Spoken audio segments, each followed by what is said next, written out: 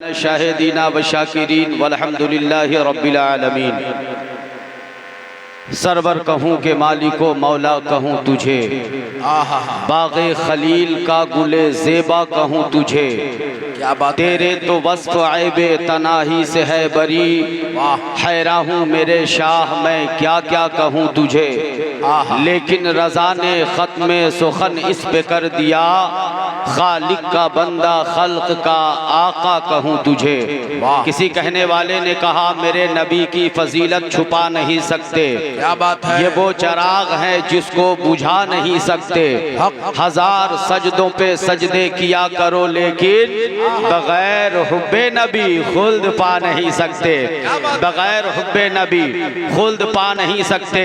اور تمام منبر رسول کی جانب سے تمام نوجوانوں کے نام ایک شعر، عظمت اسلام کی تاریخ دہراتے چلو، عظمت اسلام کی تاریخ دہراتے چلو، پرچم فتح و ظفر دنیا پہ لہراتے چلو، بوذر و سلمان و خالد کی سناؤ داستان، جذبہ مردان حق سے دل کو گرماتے چلو، جذبہ مردان حق سے دل کو گرماتے چلو۔ حضرات، آپ عرس عتیقی میں تشریف رکھتے ہیں، سرکار حضور عتیق ملت کے عرس پاک میں آپ حضرات تشریف رکھتے ہیں، وہ حضرت نظر نہیں آئے، آ کر کے یہاں پہ ڈنٹی ہلا دیے چلے گئے کہ تاج الشریعہ کا نعرہ نہیں لگنا چاہیے، تو اس کا نعرہ نہیں لگنا چاہیے، اس کا نعرہ نہیں لگنا چاہیے۔ میں ان سے ادباً گزارش کروں گا کہ آپ میرے سامنے میں آ کر بیٹھیے، میں آپ سے کچھ بات کرنا چاہتا ہوں۔ آج تقریر نہیں، صرف گفتگو ہوگی۔ قرآن عظیم میں خطبہ مسنونہ کے بعد جس آیت مقدسہ کی ہم نے تلاوت کا شرف حاصل کیا، اللہ وحدہ لا شریک قرآن عظیم و فرقان حمید میں ارشاد فرماتا ہے قد افلح من تزکا، کہ پاک کامیاب ہے وہ جس نے اپنے نفس کو پاک کر لیا، کامیاب ہے وہ جس نے اپنے نفس کو پاک کر لیا۔ حضرات، نفس کا پاک کرنا کیا ہے؟ حسد سے اپنے دل کو صاف کر لو، نفس کا پاک کرنا ہے۔ بغض سے اپنے سینوں کو پاک کر لو، یہ نفس کا پاک کرنا ہے۔ حضرات محترم، کینہ اور دنیا کی تمام خرافات سے اپنے نفس، اپنے دل کو صاف کر لو، یہ نفس کو پاک کرنا ہے۔ قرآن کہتا کامیاب وہی لوگ ہیں جس نے اپنے نفس کو پاک کیا۔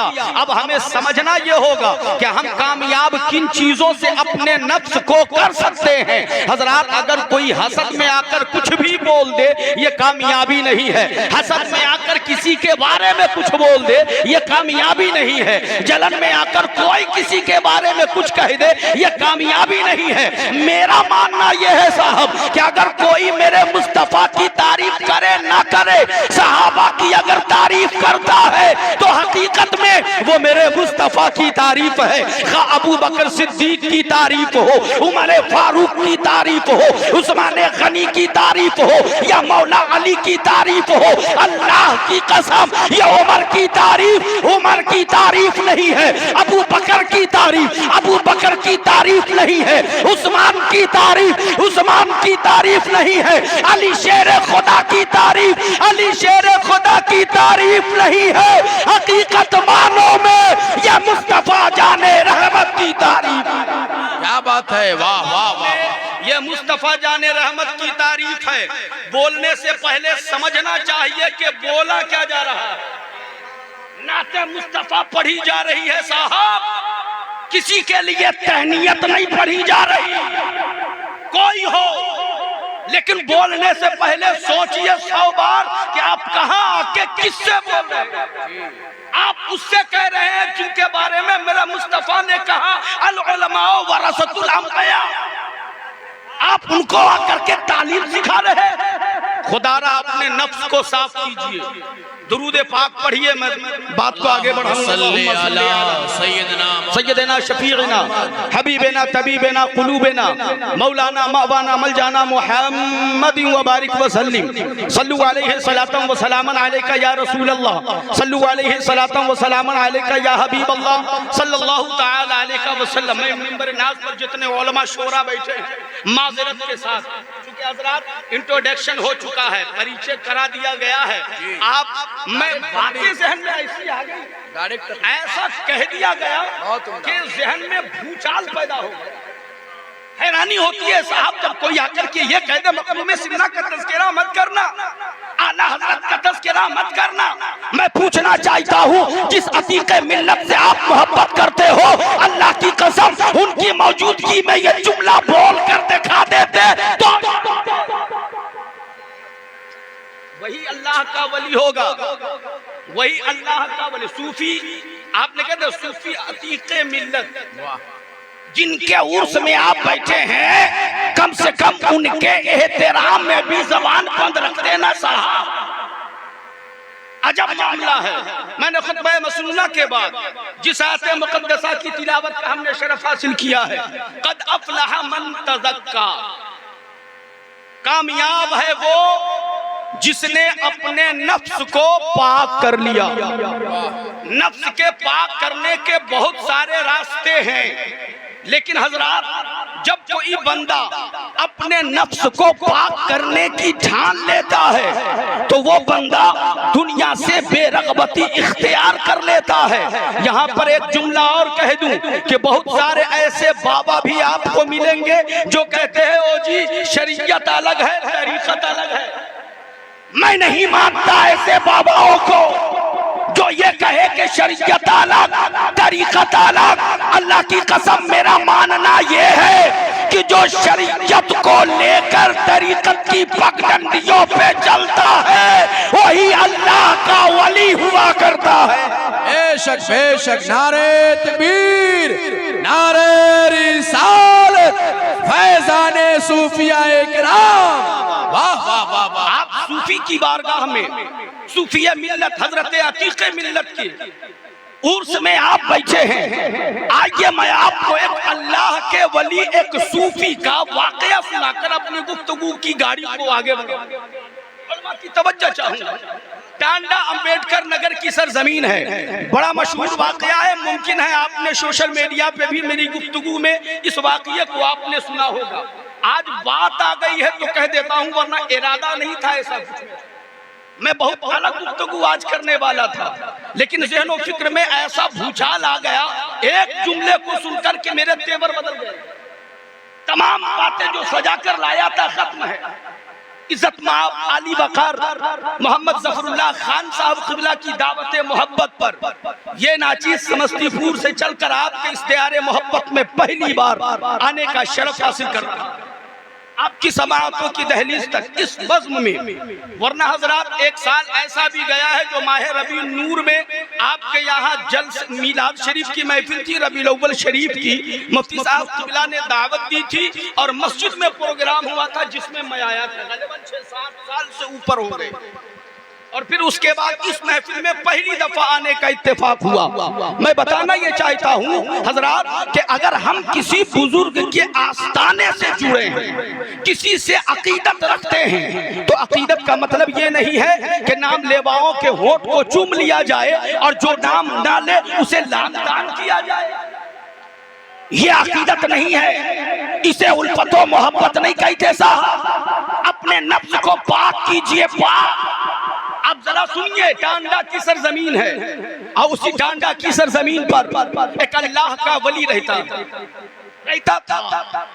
حضرات وہ اللہ کا ولی، ان کا معمول یہ تھا کہ پھٹا پرانا لباس، گرد و غبار میں اٹے بال اور فقیروں سا وہ کوڑا کرکٹ جو بظاہر دکھتا تھا ایک تھیلے میں بغل میں ٹانگے ہوئے یہاں سے وہاں آنا جانا کرتے۔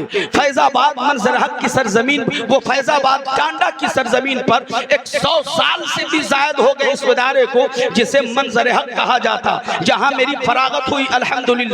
حضرات وہاں اسی مدرسے کے سامنے میں روڈ ہے جو اکبر پور سے کچھوچا شریف کے لیے راستہ وہ سڑک جاتی ہے۔ حضرات محترم آپ غور کریں، اس مدرسے میں جب میں پڑھا کرتا تھا اس وقت کے شیخ الحدیث نے، جو مفتی سلطان صاحب تھے ہمارے شیخ الحدیث، انہوں نے کہا کہ بہت عرصہ بیت گیا، اس علاقے میں ایک اللہ کا ولی رہتا تھا جسے لوگ صوفی صاحب کہا کرتے۔ کیا کہا کرتے تھے ذرا بولیے گا؟ ارے زور سے زور سے زور سے. ارے بھائی پٹھان ہے، پٹھانوں کی طرح بولیے. پٹھان جو ہوتے ہیں نا وہ چپی نہیں لگاتے، سینہ چوڑا کر کے ان فرونٹ بولا ہے نا. آپ وہ ثابت کیجئے کہ ہم خان کی بستی میں آئے ہیں، کسی ادھر ادھر والے کی بستی میں نہیں. اور ہاں خان بھی ہے اور نبی کے عشق میں سرسار بھی ہے. ہم ایسی جگہ آئے ہیں، ذرا بولیے کیا کہے. صوفی کی زندگی کو آپ کے سامنے رکھ کر کے اپنی بات کو آگے بڑھانا چاہتا ہوں. حضرات محترم، وہ اللہ کا ایک ولی جسے علاقے میں صوفی صاحب کہا جاتا تھا، وہ حضرات راستے سے آتے جاتے اور نالے کے کنارے میں کہیں پر بھی بیٹھ جاتے، نالے کے اندر ہاتھ ڈالتے، کچھ بھی نکلتا منہ میں ڈال کر کھانے لگ جاتے. ایک دن ایک جنٹل مین آدمی ان کے سامنے میں گیا، جانے کے بعد کہا بابا یہ نالے میں ہاتھ ڈال کر کے آپ کیا کھا رہے ہو؟ آپ کیا کھا رہے ہو؟ بابا مجھے بھی دے دو نا. کہا جا جا، یہ تیرے لائق نہیں ہے، تو نالے میں سے کیا کھائے گا؟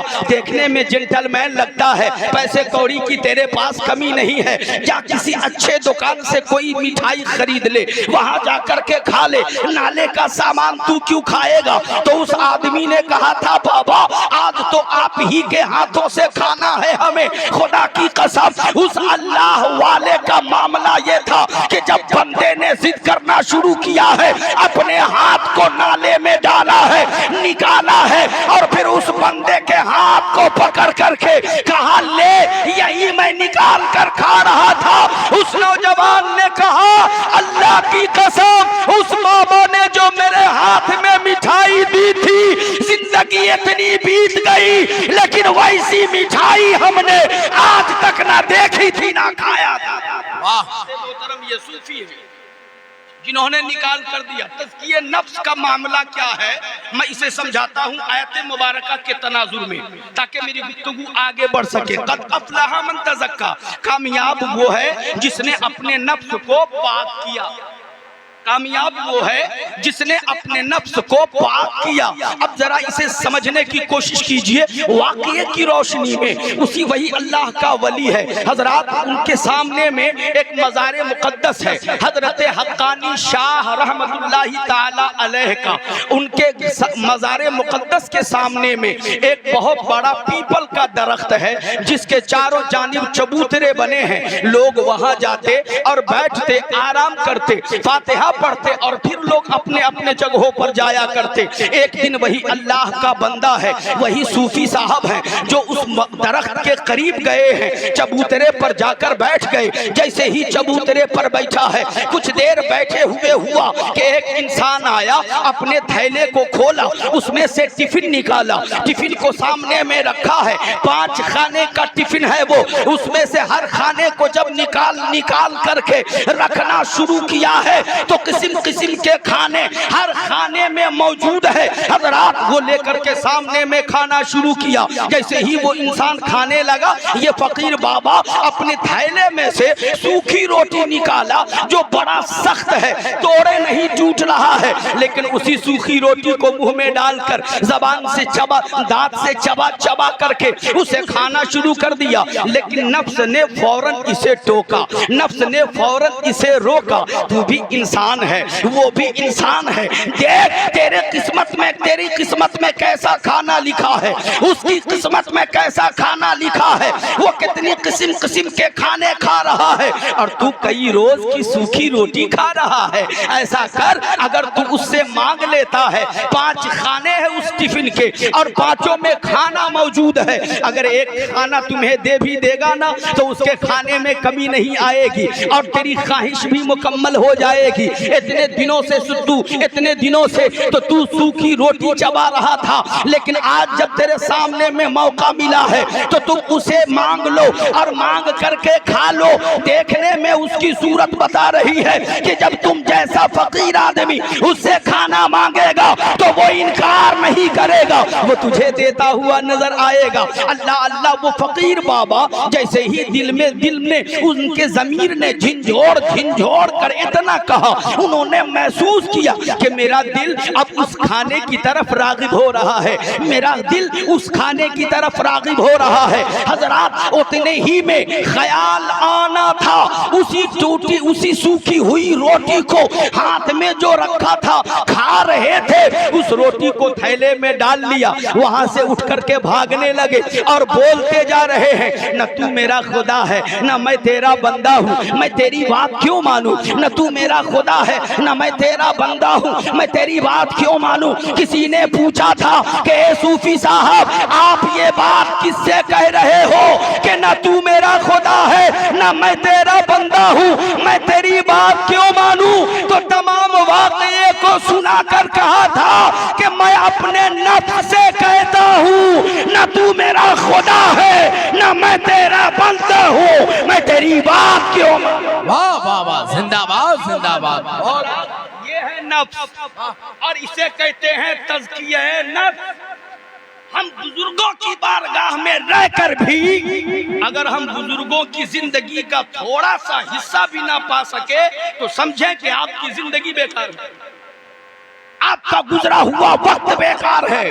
درود پاک پڑھیے، اللہم صلی علی سیدنا شفیعنا حبیبنا طبیبنا قلوبنا مولانا مأوانا ملجانا محمد وبارک وسلم، صلو علیہ صلاۃ و سلام علیکہ یا رسول اللہ، صلو علیہ صلاۃ و سلام علیکہ یا حبیب اللہ صلی اللہ تعالی علیہ وسلم۔ چند باتوں کا خلاصہ کر کے اپنی گفتگو کو تھوڑا سا اور آگے بڑھاؤں۔ آج کے اس دور میں بھی کچھ ایسی کمیونٹی کے لوگ ہیں، کچھ ایسے خیال و فکر کے لوگ ہیں جو کہتے ہیں او صاحب یہ قبر پوجا بند کرو، اب بھی وقت ہے۔ بولنے والے بول دیتے ہیں، اور اتنا ہی نہیں، علماء کی توجہ چاہوں گا، اتنا ہی نہیں بلکہ وہ یہ تک کہہ دیتے ہیں کہ اجی صحابہ نے قبروں کو توڑوا دیا تھا، صحابہ نے قبروں پر بلڈوزر چلوا دیے، انہیں توڑوا دیا، کھدوا کر کے زمین دوش کر دیا صحابہ نے۔ تو پھر تم صحابہ کے نقش قدم پر کیوں نہیں چلتے؟ اے رتن پورا کے دیالو جیالو مسلمانوں، اس سوال کا میں آپ کو ایک جواب بھی دیتا ہوں، ایک نیا سوال بھی دیتا ہوں۔ ان نادانوں سے پوچھنا آپ کہ ذرا یہ تو بتا کہ صحابہ نے جن کی قبروں کو مسمار کیا تھا اس میں کتنی قبریں تھی جو اللہ کے ولیوں کی قبریں؟ کتنی قبریں تھی صاحب جس میں اللہ کی ولیوں کی قبریں تھی؟ تاریخ بتاتی ہے کہ جتنی قبروں کو توڑی گئی تھی نا، جتنی قبروں کو مسمار کیا گیا تھا نا، وہ کسی اللہ والے کی بات تو دور کی ہے، کسی کلمہ گو کی قبر بھی نہیں تھی، کسی کلمہ پڑھنے والے کی قبر نہیں تھی۔ اور ہاں اگر سینے میں علم کی طاقت موجود ہے تو آتا اللہ رضوی چیلنج کرتا ہے کہ کوئی ایک روایت بتا دے کہ صحابہ نے کسی کلمہ پڑھنے والے مومن مسلمان کی قبروں کو توڑ کر ہٹا دیا۔ خدا کی قسم ہم بھی آج سے ساری چیزیں بند کر دیں گے، لیکن اللہ کی قسم بتا نہیں سکتے، بیان نہیں کر سکتے، ثابت نہیں کر سکتے۔ کیوں؟ اس لیے کہ یہ تو اڑتی پھرتی چلتی پھرتی باتیں کیا کرتے ہیں۔ اب ذرا آئیے میں آپ کے مطلب کی کرنے لگا ہوں بات۔ حضرات آج ہم اور آپ عرس عتیق ملت میں تشریف لائے ہیں، نیت کیا ہے حضرات؟ کہ اللہ والوں کی بارگاہ میں جب ہم جاتے ہیں تو اللہ والوں کی مرقد انور پر جو خدا کی رحمتوں کی برسات ہوتی رہتی ہے، ان برساتوں میں سے ایک چھینٹا بھی اگر میرے اوپر گر گیا تو ہماری دنیا بھی سنور جائے گی، حکمہ بھی سنور، ہمارے دونوں جہان سنور جائیں گے۔ ہم اس لیے اللہ والوں کی بارگاہ میں، اللہ والوں کے مزار مقدس کے قریب جاتے ہیں، نیت ہماری یہ ہے۔ لیکن آئیے حضرات، کیا یہ جانے آنے کا معاملہ، اللہ کے ولی سے قربت رکھنے کا معاملہ قرآن و احادیث سے ثابت ہے کیا؟ تو آئیے میں آپ کو ایک واقعے کی روشنی میں چند باتیں پیش کر کے بات آگے بڑھا دوں۔ آپ قرآن مقدس اگر پڑھتے ہوں گے تو آپ ترجمہ والے والی کتاب پڑھیے گا کنز الایمان، اور پھر اس میں ترجمہ بھی پڑھیے گا علماء کرام سے۔ حضرات محترم آپ وسیلہ لے لیجئے گا علماء کرام کی بارگاہ میں جا کر کے ان سے رابطہ کر کے اس کے معنی اور تفسیر کو سمجھنے کی کوشش کیجئے گا۔ اللہ وحدہ لا شریک نے سورہ کہف میں سورہ کہف میں وہ تمام اصحاب کہف کا تذکرہ کیا ہے۔ سورہ کہف میں اصحاب کہف کا تذکرہ کیا۔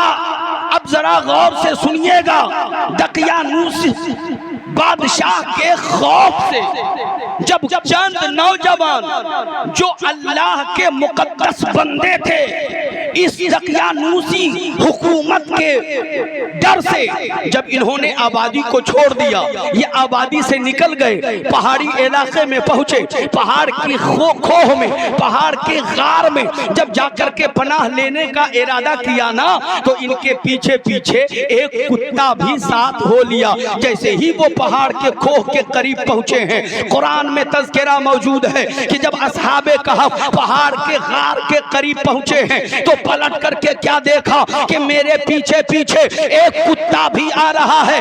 اللہ اکبر! ان تمام اصحاب کہف نے کہا تھا، اے کتے تیرا کام بھوکنا ہے اور تو بھوکے گا، میں پکڑا جاؤں گا، یہ دقیانوسی حکومت ہمارا خاتمہ کر دے گی، لہٰذا تم یہاں سے چلے جاؤ۔ تو اللہ وحدہ لا شریک نے اس کتے کو زبان عطا کیا اور کتے نے کہا تھا، او اصحاب کہف وہ اور کتے ہوں گے جو اللہ کے ولیوں پر بھوکتے ہوں گے، میں وہ کتا ہوں جو اولیاء اللہ سے محبت کرتا ہوں۔ واہ واہ واہ واہ واہ واہ، اللہ سے محبت کرتا ہوں۔ کہنے والے نے سچ کہا تھا، جب تک بکے نہ تھے تو کوئی پوچھتا نہ تھا، تو نے ہمیں خرید کر انمول کر دیا۔ واہ واہ واہ واہ واہ، انمول کر دیا۔ یا صحابہ کہف کتے سے بات ہوئی، غار پہ باہوں کو پھیلائے ہوئے کتا بیٹھ گیا۔ اصحاب کہف اندر گئے، غار میں نیند کی غنودگی طاری ہوئی، سو گئے۔ حضرات کتنے سال سوئے رہے؟ قرآن عظیم کے حوالے سے بتاؤں تو 309 سال تک وہ سوتے رہے۔ اللہ کتنے سال؟ 309 سال تک وہ سوتے رہے۔ خداوند قدوس نے اپنی قدرت کو ظاہر کرنا چاہا تو وہ کتا جو باں پھیلائے تھا نا، گوشت ختم، چمڑا ختم، ہڈی بھی چھٹک گئی تھی، لیکن اسی صورت میں ہے جس صورت میں وہ کتا بیٹھا تھا۔ اب ذرا غور کیجئے گا حضرات محترم، اصحاب کہف 309 سال تک غار میں سوتے رہے، لیکن انہیں کیا لگا کہ ہم ایک دن یا تہائی حصہ دن کا سوئے ہیں۔ حضرات محترم اب ذرا غور کرنا کہ کتا جو غار کے سامنے میں باں پھیلائے بیٹھا تھا، ہڈیاں بکھر گئی تھی لیکن صورت وہی تھی۔ بعض روایتوں کے مطابق جو علماء کہتے ہیں کہ ایک اللہ کے ولیوں سے جب کتے نے محبت کی ہے تو روایتیں ملتی ہیں کہ کل بروز قیامت اللہ اس کتے کو انسانی صورت عطا کر کے اسے جنت میں داخل کرتا نظر آئے۔ مسلمانوں مجھے سمجھنا ہے اور آپ سب کو سمجھنا ہے اور ان لوگوں کو بھی سمجھنا چاہیے جو اللہ کے ولیوں کے در سے بھاگتے ہیں اور وہ کہتے ہیں کہ ان کی بارگاہ میں جا کر کیا ہوگا، یہ تو شرک ہے۔ انہیں شرک کا ڈیفینیشن معلوم نہیں جاہلوں کو۔ یہ کیا بتائیں گے حضرات محترم کہ شرک کہتے کسے ہیں؟ میں بتانا یہ چاہتا کہ اصحاب کہف کے غار کے منہ پر باں پھیلائے کتا بیٹھا تو وہ جنتی ہو گیا۔ تو ہم تو گناہگار ہیں، ہم تو سیاہکار ہیں، ہم تو خطاکار ہیں، ہم تو عصیاں شعار ہیں۔ ہماری بھی خواہش ہے صاحب کہ جس جنت سے بابا آدم آئے تھے اسی جنت میں ہم واپس جائیں، اس لیے ہم کبھی کبھی کہتے بھی ہیں کہ جنت تو ہمارے باپ کی ہے، جنت تو ہمارے باپ کی ہے۔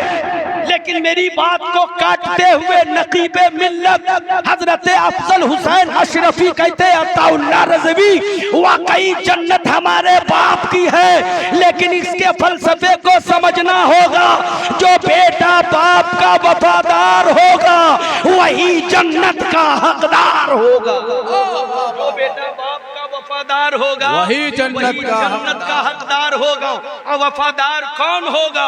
जो कुरान अजीम की कानून पे अपनी जिंदगी को गुजारता हो, वाह वाह मुस्तफा के इरशादात पे अपनी जिंदगी को गुजारता होगा, वही कामयाब होगा। अब दुरूद पाक पढ़िए, चंद बातें और सुनाकर अपनी गुफ्तगू का इख्तिताम करूं। अल्लाहुम्मा सल्ली अला सय्यदना शफीअना हबीबना मौलाना मवाना मलजाना मुहम्मदिन व बारिक व सल्लिम सल्लु अलैहि सलातन व सलामन अलैका या रसूल अल्लाह सल्लु अलैहि सलातन व सलामन अलैका या हबीब अल्लाह सल्लल्लाहु तआला अलैका व सल्लम। हजरात, जिस दौर से हम और आप गुजर रहे हैं, इस दौर में हमारे लिए ये उर्से अतीक़े मिल्लत ही नहीं बल्कि तमाम औलियाए किराम के एरास और उसमें शामिल होना हमारे लिए जरूरी है, हमारे लिए बहुत जरूरी है। वजह यह है हजरात मोहतरम कि हम वो रास्ता भूल गए जो रास्ता पत्थर खाकर मेरे मुस्तफा ने दिखाया, बनाया। जिस रास्ते पर चलने वाले हजरत बिलाल हबशी को कोड़े मार मार करके लहू लुहान कर दिया जाता, वो रास्ता हमें इन्हीं की बारगाह से मिलेगा। जिस रास्ते पर चलने के बदले में हजरत बिलाल हबशी के गर्दन में रस्सी का फंदा डाल दिया गया, मक्का के शरीर लुच्चों के हाथ में रस्सी का दूसरा सिरा थमा दिया गया, बिलाल हबशी को उसी रस्सी से खींचा जाता था। मक्का की गलियों में चंद शरीर कुत्ते लुच्चे लफंगे मक्का के लड़के वो काफिर पत्थर मार मार करके ये ऐलान करते, ओ लोगों देखो बिलाल पागल हो गया है, बिलाल मजनू हो गया है। लेकिन हजरत बिलाल हबशी का यही वो आज़्म था, यही वो हिम्मत थी, ईमान का यही तकाजा था कि गर्दन में रस्सी पड़ी है, उन्हें घिसेटा जा रहा है, उन्हें मारा जा रहा है, उन्हें तड़पाया जा रहा है। लेकिन बिलाल कहते हैं तू हो के तर शुरू मुझे ईजा हजार दे, ओ काफिरो तू हो के तर शुरू मुझे ईजा हजार दे। ये वो नशा नहीं जिसे तुर्शी उतार, ये वो नशा नहीं जिसे तुर्शी उतार दे। बिलाल का तेवर बोलता था, ए मक्का वालों बिलाल की चमड़ी नोच सकते हो, ए मक्का वालों बिलाल के हाथ को तोड़ सकते हो, ए मक्का वालों बिलाल की आंखें भी निकाल सकते हो, ए मक्का वालों बिलाल की जबान भी काट सकते हो, तो तेरे इख्तियार में है। लेकिन मेरे सीने में मुस्तफा जाने रहमत के इश्क का जो चराग जल रहा है उसे तुम बुझा नहीं पाओगे, इसलिए कि ये इख्तियार तेरे क्या कहा, ये तेरे पास नहीं है। मैं कहना ये चाहता हजरात मोहतरम कि हम इस तरह का अज़्म लेकर अल्लाह के वलियों की बारगाह में आया करें, अल्लाह वालों की बारगाह में आया करें। उर्से मुक़द्दस में कहीं भी हम जाएं तो अपनी ज़बान को और अपने दिल को संभाल कर जाएं। कहीं ऐसा ना हो कि ज़बान थोड़ी सी बहकी तो दुनिया भी बिगड़ गई, उक़बा भी बिगड़ गई। कहीं ऐसा ना हो कि वलियों की बारगाह में आए तो जरूर, लेकिन अपनी दुनिया भी खराब कर ले, अपना उक़बा भी खराब कर ले। ये दानिशमंदी नहीं है, ये होशमंदी नहीं है, ये अक्लमंदी नहीं है। मैं बताना ये चाहता हजरात, कुरान अजीम व फुरकान हमीद में अल्लाह रब्बुल इज्जत इरशाद फरमाता, कद अफलह मन तज़क्का, कामयाब है वो जिसने अपने नफ्स को पाक कर लिया है। सुभान अल्लाह, कामयाब है वो जिसने अपने नफ्स को पाक कर लिया है। आज तो हमें हर चीज से डर लगता है साहब, हर चीज से। कोई पैसा वाला है, जमीन वाला है, जायदाद वाला है, ओहदा वाला है, और उसके सामने में हम गए, हमने कोई गलत चीज होता देख लिया, जबान इसलिए बंद है साहब पैसा वाला है, इसके सामने में हम कैसे बोले, इसके सामने में हम कैसे जबान दराजी करें। साहब ये जमीन वाला है, इसके सामने में हम कैसे जबान दराजी करें। हम इन्हें कैसे बताएं कि ये खुराफात है, ये अमीरो कबीर आदमी है, ये ओहदे वाला है, इसके کے پاس ہم کیسے جا کر بولے کہ یہ جو کام ہو رہا ہے یہ غلط کام ہے؟ قرآن عظیم کی لڑکار سنیے، قرآن عظیم نے تمام مومنوں کو مخاطب کر کے کہا فَلَا تَخَافُوهُمْ وَخَافُونِ إِن كُنتُم مُؤْمِنِينَ، لوگوں سے نہیں ڈرو اللہ سے۔ اگر تم مومن ہو، کیا بات ہے، اگر تم مومن ہو ڈرو اللہ سے، لوگوں سے نہیں۔ اگر تم مومن ہو، حضرات جس وقت ہمارے ذہن و فکر میں یہ خیال آیا پیسے والے کو ہم کیسے بولے، عہدے والے کو ہم کیسے بولے، زمین والے کو ہم کیسے بولے، مکان والے کو ہم کیسے بولے، اہل ثروت کو ہم کیسے بولے، تو پھر اپنے ایمان کی خیریت پتہ کر لینا صاحب، کیونکہ قرآن نے کہا ڈرو اللہ سے، لوگوں سے نہیں۔ اگر تم مومن ہو مطلب کیا؟ قرآن عظیم کی اس آیت سے ہمیں پتہ چلتا ہے کہ جو مومن ہوگا وہ لوگوں سے نہیں ڈرے گا، جو مومن ہوگا وہ پیسے والے سے نہیں ڈرے گا، جو مومن ہوگا وہ زمین والے سے نہیں ڈرے گا، جو مومن ہوگا وہ عہدے والے سے نہیں ڈرے گا، جو مومن ہوگا وہ دنیا کے کسی رئیس زادے سے نہیں ڈرے گا۔ اگر اس کے سینے میں کسی کا ڈر ہوگا تو وہ اللہ اور اس کے رسول کا ڈر، کسی کا نہیں۔ ہم اپنی خیریت منائیں صاحب، ہم اپنے اعمال کا اور ایمان کا بھی محاسبہ کریں کہ ہم کیا کر رہے ہیں۔ ہمیں ہر چیز سے ڈر لگتا ہے صاحب، اور اگر ڈر نہیں لگتا تو وہ اللہ و رسول سے۔ وجہ ہے نا صاحب، بڑی وجہ ہے۔ آپ نے حضرت العلامہ حضرت علامہ و مولانا مفتی زبیر عالم صاحب اللہ، بڑے عالم کو آپ نے اپنی مسجد کا امام بنایا ہے۔ ان کی تقریر ہر پہلو پہ ہوا کرتی ہے الحمدللہ، تو یقیناً آپ نے ان کی گفتگو میں سماعت کیا ہی ہوگا، لیکن میں اس یاد کو تازہ کر دوں، آپ ذہن کو قریب کر کے ذرا ان باتوں کو سننے کی کوشش کیجئے گا کہ ہم دنیا کے ہر ایک چیز سے ڈرتے ہیں، ڈرتے نہیں تو اللہ سے نہیں ڈرتے، ڈرتے نہیں تو رسول اللہ سے نہیں ڈرتے۔ حضرات سوال یہاں پر کئی پیدا ہو جاتے ہیں، اللہ سے ڈرنا سمجھ میں آتا ہے، رسول اللہ سے ڈرنا سمجھ میں نہیں آتا۔ تو حضرات محترم، رسول اللہ سے ڈرنے کے حوالے سے ایک بات میں عرض کیے دیتا ہوں کہ بظاہر دنیا میں آپ قرآن پڑھ رہے ہو، نماز پڑھ رہے ہو، روزہ رکھ رہے ہو، سینے میں نبی کا عشق موجود نہیں ہے، تو کہیں ایسا نہ ہو کہ کل میدان محشر میں مصطفیٰ جان رحمت آپ کو پہچاننے ہی سے جہاں تمام انبیاء کہہ دیں گے اذهبوا الی غیر، حضرت آدم سے لے کر حضرت عیسیٰ روح اللہ تک، وہاں اگر کوئی شفیع ہے تو وہ میرے مصطفیٰ کی ذات ہے، اور اگر انہوں نے ہی کہہ دیا میں تجھے پہچانتا نہیں تو کون بخشش کروائے گا صاحب؟ کون اللہ کے حضور ہماری سفارش پیش کرے گا؟ ہم اسی لیے کہتے ہیں کبھی کبھی بے خوف سرے حشر گنہگار کھڑے ہیں۔ سارے لوگ ذرا بولیے تاکہ شعر مکمل کروں، عقیدت سے لہک کر بولیے سبحان اللہ کہ بے خوف سرے حشر گنہگار کھڑے ہیں، گنہگار کھڑے ہیں، بے خوف سرے حشر گنہگار کھڑے ہیں، گنہگار کھڑے ہیں، بخشش کے لیے تیار رہیے گا، بخشش کے لیے، ہاں بخشش کے لیے احمد مختار کھڑے ہیں، سرکار کھڑے ہیں، نعرہ تکبیر، نعرہ رسالت، عرس عتیقی حضرت مولانا عطا اللہ رضوی۔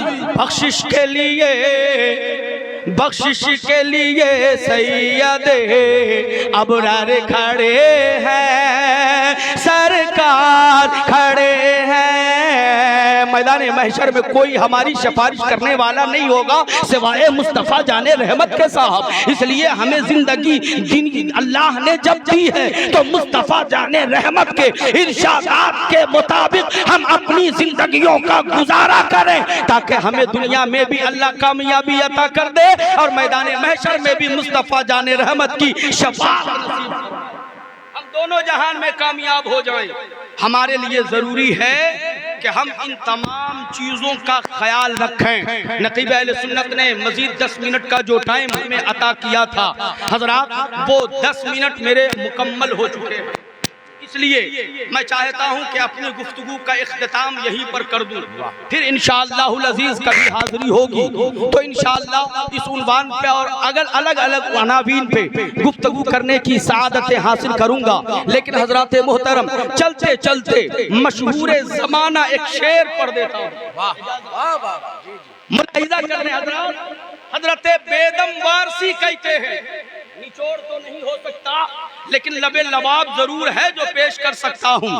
کیا کہتے ہیں بیدم وارسی آقا کی بارگاہ میں؟ وہ تو ان کے پیش نظر جو ہو، لیکن ہم جو ابھی بیان کر رہے ہیں وہ اپنے پیش نظر اپنے آقا ماوا ملجا نبی جناب محمد رسول اللہ صلی اللہ علیہ وسلم کو رکھیں اور اس ایک شعر کو ملاحظہ کریں۔ بیدم وارسی تڑپ کر کہتے ہیں، دنیا میں مجھے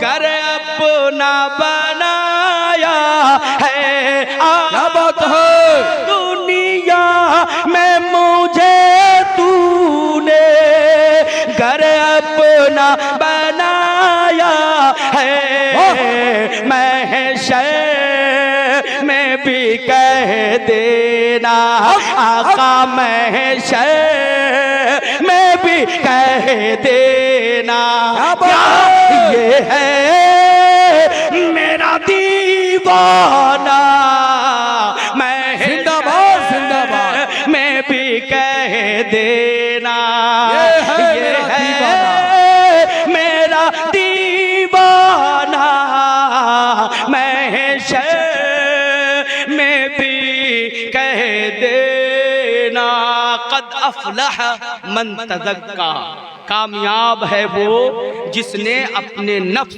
کو پاک کیا۔ انشاءاللہ العزیز کبھی حاضری ہوئی تو گفتگو کرنے کی سعادتیں حاصل کروں گا۔ اللہ رب العزت کے حضور دعا ہے مولا تعالی ہم سبوں کو نیک باتوں کو سن کر ان باتوں پر عمل کی توفیق عطا فرما۔ وما علینا الا البلاغ۔ السلام علیکم ورحمۃ اللہ وبرکاتہ۔ ساری دنیا انٹرنیٹ پر فدا ہو گئی۔ آ جائیے، اب سلام پڑھنے کی باری ہے۔ سالمین اشرفی آ رہے ہیں جو منقبت صوفی عتیق اللہ علی رحمت و رضوان پیش کریں گے، منقبت خواجہ غریب نواز بھی پڑھیں گے، اگر وقت رہا تو مشہور زمانہ کلام ان کا منقبت مولا علی بھی انشاءاللہ پڑھیں گے۔ لیکن کب پڑھیں گے؟ جب آپ چاہیں گے تب پڑھیں گے، نہیں تو سلام پڑھنے کے لیے ہم سب تیار ہیں۔ اس لیے ادب کے ساتھ میں گزارش کر رہا ہوں، اس لیے آپ تمامی حضرات سے گزارش کر رہا ہوں کہ جو ہمارے جاوید بھائی، اچھا جاوید بھائی بھی پڑھیں گے، لیکن اس سے پہلے آئیے سالمین صاحب کو پہلے پڑھواتے ہیں۔ اس لیے جو نوجوان کھڑے ہیں ان سے گزارش ہے، چلے آئیے کرسی پہ بیٹھ جائیے، ماشاءاللہ آپ ہی کا انتظار ہو رہا ہے۔ محبت کے ساتھ میں جلدی کیجئے، دیر مت کیجئے، وقت بہت کم ہے۔ ساری دنیا انٹرنیٹ پر فدا ہو گئی، ساری دنیا۔ یہ شعر سنیے اور حضرت کی تقریر کا جو پیغام ہے وہ بھی ذہن میں رکھیے گا کہ ساری دنیا انٹرنیٹ پر فدا ہو